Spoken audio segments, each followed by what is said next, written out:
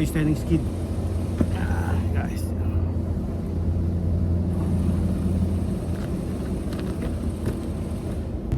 Pag sinabing tara na, una kang tumatakbo, babe. Sa pagsadaan, ikaw ang usapan. Ang galing naman ay ang sabi ng lahat. Hindi mo kailangan magyabang para mapansin. Sa boy ng Canada, natural kang kumikinang. Lapit ka lang, huwag kang mahiya. Sabay, pag sinabing tara na,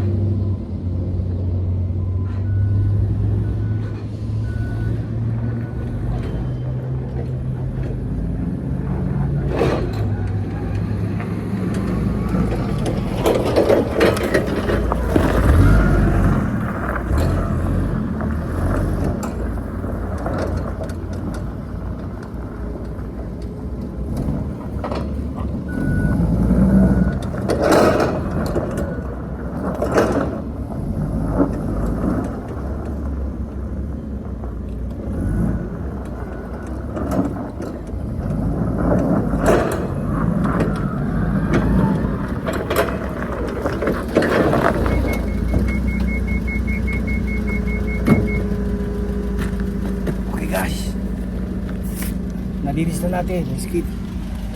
Natapos na natin. Yan. Nilagay natin yung mga scrap. Mamaya susunugin ko yan. Yan, okay na yan. Naayos na natin. Okay na guys. Thank you. Sa susunod. A few moments later. Hello guys. Yan. Ito. Pauwi na tayo. Tapos na yung trabaho natin. Pauwi naman tayo ngayon. Yan. Kamusta kayo dyan guys? Kamusta yung araw ninyo? Yan. Magandang gabi, magandang umaga sa inyo kung saan sulok man kayong nandoon. Yan, ito po si Sandy Boy, nagbabalik ulit sa inyo. Yan. Ito, uwi na, uwi na naman. Bukas na naman ulit. Uwi na tayo, tapos ng trabaho. Ganun talaga. Kanina, medyo maano pa nga sikat ng araw. Ngayon, talaga maano na yung sikat ng araw. Hapon na. Yan. Matirik na ang sikat ng araw. Ayos yan yung sikat ng araw na yan. Paganda yan. Sana hanggang linggo sana yung ganitong ganda ng araw para at least maganda-ganda ang gimmick, maganda-ganda ang pasyalan. Yan. Ito lang minsan masarap, di ba guys? Pagkatapos na ng trabaho, nakaka-relax ka na. Yan, iisipin mo naman yung gagawin mo sa bahay pagdating mo. Yan, andyan na yung ayan, luluto ka na naman. Yan, tapos maliligo. Tapos konting upo-upo sa sala, nood ng konti. Yan, pa YouTube. Yan, tapos tutulog. Tapos ganun ulit. Bukas ulit, pagising ulit ng umaga, ganun ulit. Trabaho ko. Ikot na ikot. Ganun lang ang buhay. Yan. Kaya talagang mas maganda talaga yung bata ka pa. Pag bata ka pa, wala ka pa problema eh. Ang problema mo lang dati, wala eh. Puro lang saya dati, puro laro dati, bata pa tayo. Mga bata pa tayo dati, puro lang tayo. Iniisip lang natin yung laro, kung sinong kalaro, ano lalaruin. Tapos, pag estudyante ka pa, mga teenager ka pa, school lang. Sarap ng buhay ng high school eh, lalo na high school life. Sarap ng buhay ng high school life. Mga nakaka-relate yan, ako, sarap balikan yung high school ka. Yan, wala tayong mga problema natin, aral lang, ganyan, hingi ng baon sa magulang. Pero ngayon may trabaho na talaga. Pag meron ka na talaga trabaho, talagang obligasyon mo talaga yan. Trabaho, yan. Uwi, yan, ito. Ito masaya, pauwi tayo, di ba? Isa tayo mo siyempre, makakasama natin yung mga mahal natin sa buhay, di ba? Mga bata, ayan. At saka lalo na, ngayon, Miyerkules, bukas Huwebes na guys. Yung mga tao, yung mga ibang tao nagtatrabaho, guys. Pag Monday, may mga smiling yan, pag Monday. Ay pag 5 days yan, smiling. Pag Monday yan, talagang seryoso mukha yan, nakasimango talaga yan. pag Monday. Parang kala mo Biyernes Santo. Yan, di mo talaga mapapatawa. Hindi mo mabiro dahil sila napakaseryoso. Yan. Pag Martes naman, medyo may mood ng konti, pero hindi pa rin gano'ng tumatawa pag Monday. Yan. Ay pag Martes. Yan. Pag Miyerkules, medyo okay na kahit paano. Hindi siya ngumingiti pa, ayos lang, pero medyo okay na yung ano niya, medyo okay na yung mukha niya. At pag Huwebes, yan, medyo makikita mo na, may ngiti-ngiti na yan. Ayan. Parang ako ngayon, Miyerkules. Miyerkules na, boss, Huwebes na. Ang maganda lang ngiti. Ako naman Lunes lang ako seryoso.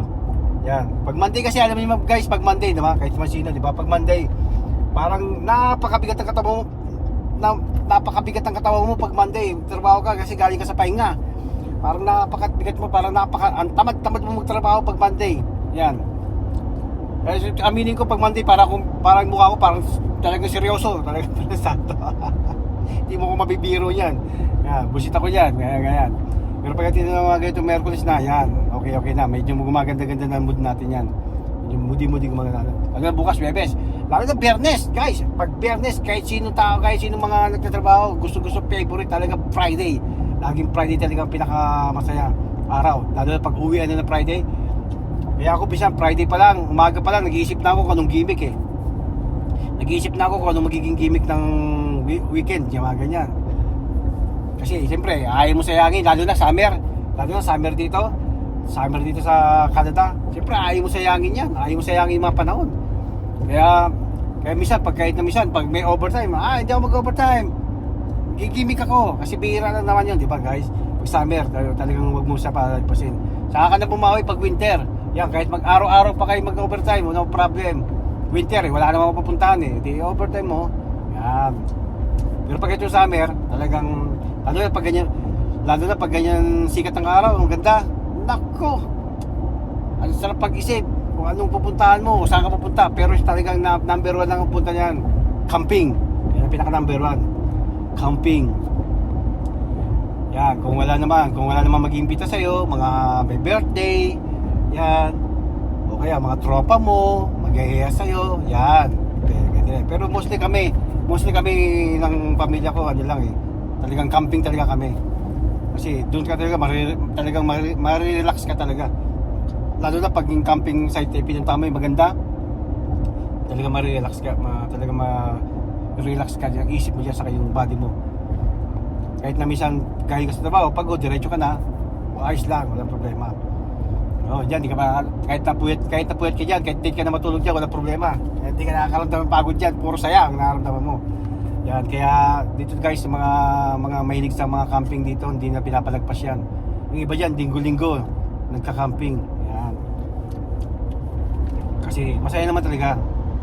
Yan.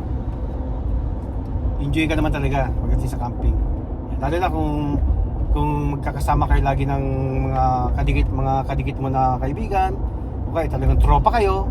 Yan, saya niyan. Kaya sabi ko nga, tulad na sinabi ko nga, pagdating ng Friday, ngiti mo talagang taas. Lumalagpas hanggang tenga ang ngiti mo pagdating ng Friday. Yan. Dahil andyan na yung mga gimikan. Yan, yun. Ayun. Ito, galing na, tapos na yung trabaho. Isip-isip na naman ako. Isip naman kung gagawin. Yan. Ayun.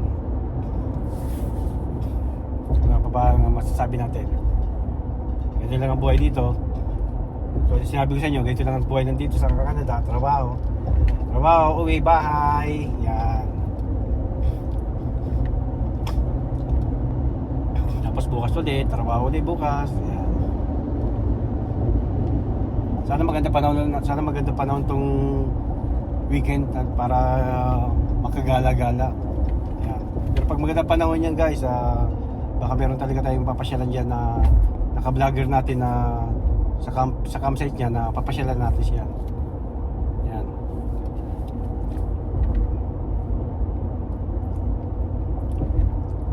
Hindi, shoutout ulit siya dyan ha. Shoutout ulit siya dyan na Alan, ang aking best friend dito sa Canada pagdating sa camping at sa kasiyahan.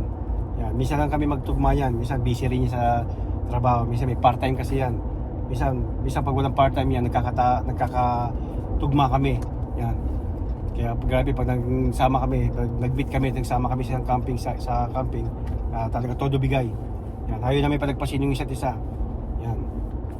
Shoutout sa dyan, Alan. Saka sa din dyan, kay Roland, sa nagtatrabaho sa Lucky Supermarket. Shoutout din sa dyan, Roland.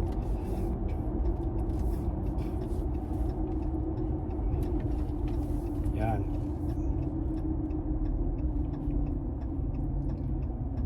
Ayun, dito na tayo. Wala na tayo sa Yellowhead, guys. Andito na tayo sa sa Costco. Hindi ko kasi mapakita sa inyo. Dito na tayo sa Costco. Yan. Sarap na. Buhay. Tawagan natin si partner kung nasaan na si partner. Kasi minsan kasi dumadaan kami. Minsan may binibili kami. Meron kaming pag may kailangan sa bahay na wala sa bahay. Yan, dumadaan kami, bibili kami. Yan. Kaya to, tawagan natin para malaman natin kung may dadaanan ba o hindi. Hello! Sino kausap po? Andito naka-video. Yan. Naka-video? Yeah. Alam mo na, siyempre naka-upload. Yan, tinawagan ko yung partner ko. Yan.